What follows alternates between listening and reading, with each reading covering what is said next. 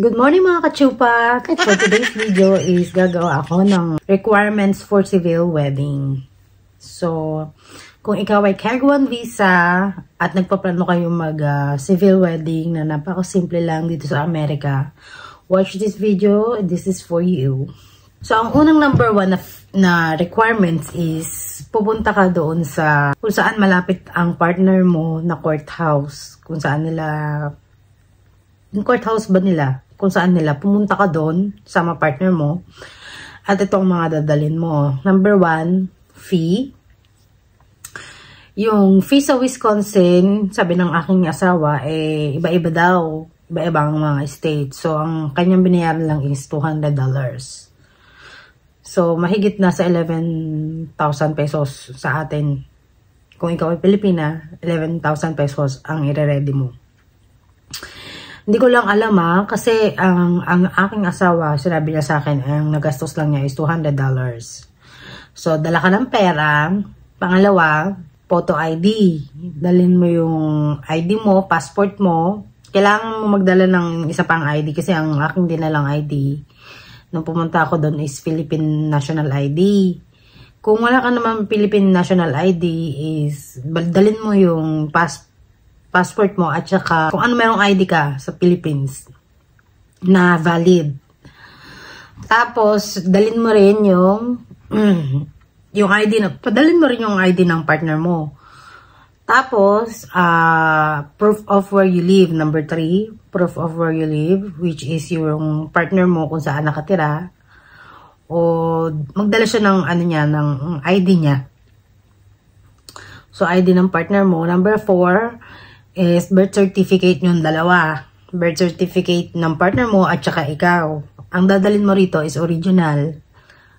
Kasi ang dami sa akin nagko-comment original po ba? Kailangan po ba ng Xerox copy? Ganyan-ganyan. Syempre, pag pupunta ka sa mga ganyang event na magpapaschedule ka ng civil wedding, kailangan mo dahil ng original. No? And then, number 5 is social security numbers. So, ito, hindi ito para sa'yo, para sa partner mo to, kasi ikaw ay isang K1 visa pa lamang, wala ka pang SSN. So, ito ay para sa partner mo lang. Number 6, if divorce ang fiancé mo, kailangan mo magdala ng divorce decree, original din. Annulment degree, mga ganyan-ganyan. Number 7 is wedding officiant, yung magkakasal sa inyo. Syempre, baka mamaya kasi wala silang available, di ba? Or meron kayong kakilalang mag-aano sa inyo. Tapos, magdadala rin kayo ng dalawang, tawag ito? Nakalimutan ko na naman Tagalog. Nakalimutan ko, kahit sa English, nasa dulo ng dila ko. Pakihilang. Dalawang bisita, kumbaga magtitistigo ba? Ayan. Magdala kayo ng dalawa. Kailangan dalawa talaga. Pwede rin yung kapatid ng asawa mo kasi nung nagpakasal kami sa civil wedding, wala talaga kami bisita. Ang bisita lang namin ay yung dalawang kapatid ng aking asawa. So, pwede rin. Doon sa mga walang officiant, yung mga walang nagkakasal or walang kakilala, doon po sa court na pupuntahan nyo, meron na po sila doon. If may gusto man kayong ipa-request kung sino gusto nyo magpakasal, ganyan-ganyan, pwede rin naman, diba? Pwede din yung nandoon sa courthouse nila. So, wala na kayong problema kasi ako wala naman talaga, wala kaming kakilala, wala kaming Ang kinuha lang namin yung nandoon sa courthouse. Huwag kayong masyadong mag-isip, huwag kayong masyadong ma-stress, diba? Madali lang to. Tapos, number 8 is yung waiting period, yung kailan nyo sinabi yung kasal nyo, kung gantong date, ganyan-ganyan date, ayun ang aantayin nyo. So, ang advice ko lang, meron pa number 9. At dahil nakakalimot na ito. Number 9, huwag kakalimutan ang ring, di ba? Kasi magpapakasal, wala kang ring. Ano yun? Di ba? Laro. So, kagabi, ginawa ko na tong video na to. Kaya lang, yung sinabi ko sa asawa ko, nagkamali ako. Kaya inulit-kulit itong umagang to. So, number 9 is wedding ring. So, kung pagka pupunta ka ng courthouse, huwag niyo mo nandalin yung wedding ring, dahil Siyempre, ang dali nyo muna yung mga requirements na sinabi ko nung mga nasa una. Pero yung number 9, dadalhin nyo na yung wedding ring kapag kakasal na syempre, di ba? Ang advice ko lang for today's video is, pagkarating nyo sa US, huwag kayo masyadong nagmamadali magpakasal. Kasi, hindi nyo naman hindi pa lubos kakilala ang inyong mga asawa, mga partner, ganyan-ganyan. Siyempre, di ba dumaan tayo sa mga LDR. Siyempre, iba-iba naman tayo, di ba? Baka mamaya nagpapakita lang ng kabutihang loob yan, ganyan-ganyan. Ang advice ko lang is, huwag mo na magmadali magpakasal. Kilalanin mo muna yung partner mo kung paano mo siya i-handle, paano kanya i-handle. Kasi nung pumunta ako rito is March. Pumunta ako rito ng March ng 2024. At nagpakasal kami is June 2024. So, in 90 days, kailangan makasal ka na. Hindi ka dapat pwede lumagpas ng 90 days kasi makakauwi ka ng Philippines ng wala sa oras. So, kailangan mo nga magpakasal in 90 days. Ang akin lang, ang advice ko lang, pagkarating mo dito sa US, huwag ka agad-agad magpapakasal na 1 buwan ka pa lang, pakasal ka na, 2 buwan ka pa lang, pakasal ka na. Antayin mo, kumbaga, tignan mo yung partner mo kung paano kanya alagaan, paano mo siya alagaan. Lalo na pagka nagagalit siya, syempre nandun man yung siguro mahaba naman yung mga 70 days. Diba kasi sa 90 days, ganun, diba? Huwag mo naman antayin yung 90 days sakto. Yeah, kailangan mga 70, 80 days, mga ganyan. Kasi ang aming kasal inano ko talaga ng mga 80 days or 70 days, mga ganun.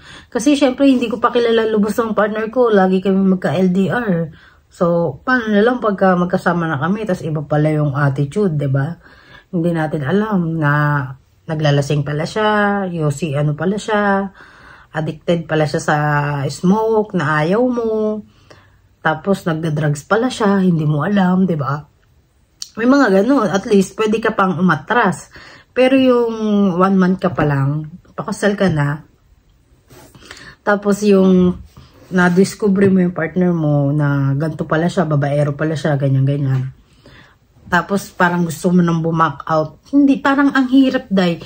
Ang hirap. Although sabihin na natin madali lang ang divorce dito. 'Di ba?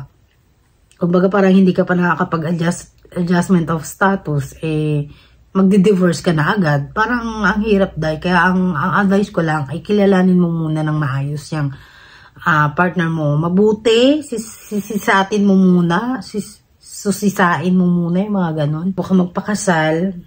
Kasi ang pag-aasawa, hindi madali. Hindi yung kanin lang na kinain mo na mainit, tapos iluluwa mo agad. Parang yun yung mga kasabihan, di ba?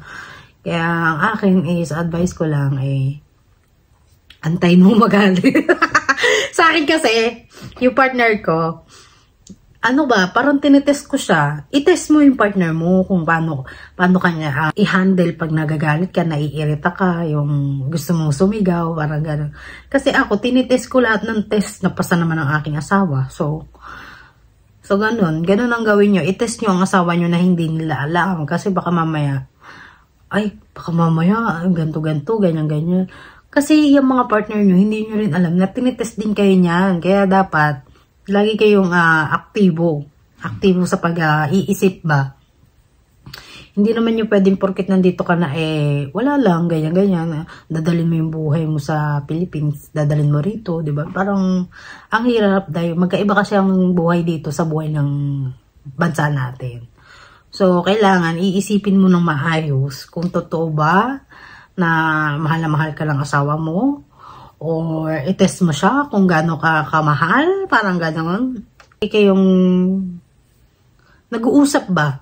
Kasi pagka hindi kayo nag-uusap, parang ang hirap pagka hindi kayo nag-uusap, parang ang hirap, sabi nga nila, communication is the key, di ba? Pagka mag-aasawa ka na. So pagka may mga problema ka, wag mong iisipin ng partner mo, laging alam. Siyempre, lalaki yan, hindi naman nila alam lahat ng mga reason mo kung bakit ka galit, ganyan-ganyan, kung bakit ganito, or may bisita kayo sa bahay nyo, hindi nagugas ng plato, nabuisit ka, parang gusto mo nang basagin yung plato, parang gano'n.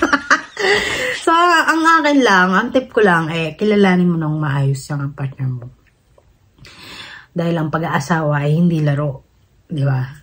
So, wag ka agad, ang tip ko, wag ka lang agad magpapakasal agad-agad pagkarating mo rito. Kasi may may nakilala ako, nagkakarating lang dito, mga ilang linggo lang, nagpakasal na.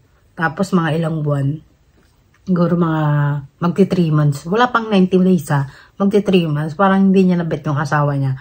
Alam mo kung bakit? Na-discover niya yung asawa niya na hindi ganun kabait. Mabait lang sa, sa LDR ba?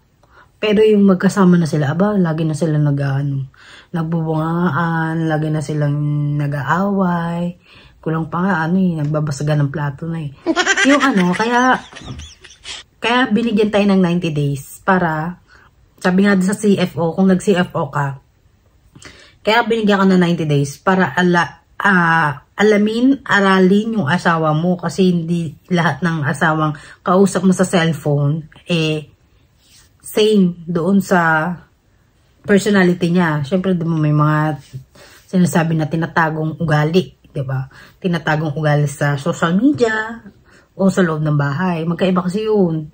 Kaya kung gano'n ang partner mo pwede pang mag-back out. Pero kung nagpakasal ka agad, tapos nalaman mo yung asawa mong gano'n, gusto mong mag-back out, parang ang hirap Totoo mahirap. Dadaan ka pa sa mga divorce, emirate na ganyan. Hindi ka pa nakakakuha ng AOS, divorce ka na agad. Parang hindi ka nakakapag-adjustment of status, divorce agad, di ba? May mga ganun hindi natin masasabi. Kaya, sa lahat na manonood ng mga video ko, maraming salamat Hindi ako nagbibiro, totoo yung sinasabi ko. Kala kasi nila nagbibiro-biro lang ako, ganyan-ganyan, walang matututunan sa akin yung tao. Mayroon pa ngayon iba, parang pinagtsatsagaan lang ako panoorin. So, doon sa mga sinasabi ko, totoo yung sinasabi ko, hindi ako bibiro. Huwag niyo akong laruin. Hindi ako bibiro dito, totoo yun. Ang akin lang kasi, gusto ko lang makilala niyo yung partner niyo ng maayos. Mahusto ba? Hindi yung pakasal ka lang dahil sa green card, ganyan-ganyan, dahil sa gantong buhay, ganyan-ganyan. Hindi ganun, Magpakasal ka dahil ang reason mo, dahil ka nagpapakasal ka, mahal mo yung tao. Hindi kung ano-ano, emerald na, ay mayaman, ay may ganto, ay may ganyan. Hindi ganun ang mga reason, nagpakasal lang isang tao dahil mahal ang isa't isa, hindi sa ginagamit ang isa't isa, ganun. So, sa lahat ng nanonood ng video ko, maraming salamat at may natutunan ka na naman sa aking video, So, pagkarating mo sa US, wag agad-agad magpapakasal. Sabihin mo sa partner mo na, i-ano muna natin, gawin na, mga 70 days, 80 days, mga ganun. Hindi naman ako nagmamadali, ganyan-ganyan. Huwag ka magmadali, kasi para makakuha ka na agad ng green card, hindi. Marami pa asikaso yan, Oo, sasabi ko sa'yo, mahabang proseso pa yan, mag-iipon pa yung partner mo pang bayad doon.